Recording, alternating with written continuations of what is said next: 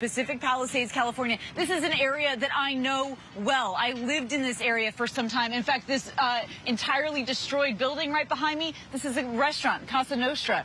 This is where they make my mother-in-law's favorite spinach gnocchi with tomato sauce. So this is personal for many of us that are here on the ground, and it is terrifying because, as you can see, we are a day in and the winds are still whipping. In fact, there are flames just to my right, and we also just saw a power pole crack and is now hanging in the lines at this moment. So this is certainly a catastrophic event that is far from over. It has already turned deadly as well. At least 2 people are dead. Many more are injured as these wildfires are erupting all across Southern California. They're fueled by historically dry and windy conditions. So first of all, again, where I'm at in Pacific Palisades, that's the Palisades Fire. At this point, it has burned more than 11,000 acres, and it burned right through this neighborhood. Again, one of the most expensive swaths of land in this country, forcing tens of thousands of residents to flee their homes and seek safety. What they're anticipating at this moment is that at least 1,000 structures are believed to have been destroyed in this fire, but as you look around, that number could certainly grow. Then we want to look at the Eaton fire. So this is about 30 miles east from where I'm standing. That fire is taking place in the Altadena area. That blaze scorching more than 10,000 acres at this point.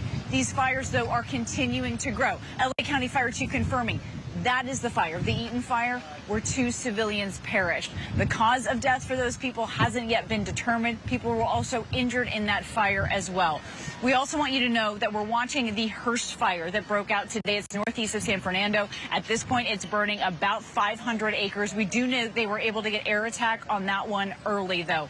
Also looking at the Woodley fire erupting this morning near Sepulveda Basin in the San Fernando Valley. So look, this is a busy time here in Southern California for an already exhausted fire crews. More than 4,000 customers also are without power throughout the state, as officials are desperately urging residents to follow those evacuation orders if you get them. Keep yourself out of harm's way because these fires are incredibly explosive and they are spreading with no signs of stopping. It's a terrifying situation here again. So we're looking at those 4 fires burning at this hour. No containment on any of them, and they don't anticipate that anytime soon as well. They are continuing to grow very, very rapidly. So again, I'm out here in Pacific Palisades where you can tell from my voice, you can see the wind. It is whipping around. Jacqueline Lee is also in this general area with us as well, and she has been covering this fire since yesterday. Jacqueline, tell us what the conditions are on the ground that you're seeing where you're at. You know, Kayna, in the last 5 minutes, the winds have really picked up. You know, we've covered hurricanes. It is hurricane force winds, but instead we are being pelted by ash. So I want to show you here on the ground, here along Pacific Coast Highway. You can see first responders, you can see firefighters rushing down to get where they need to go.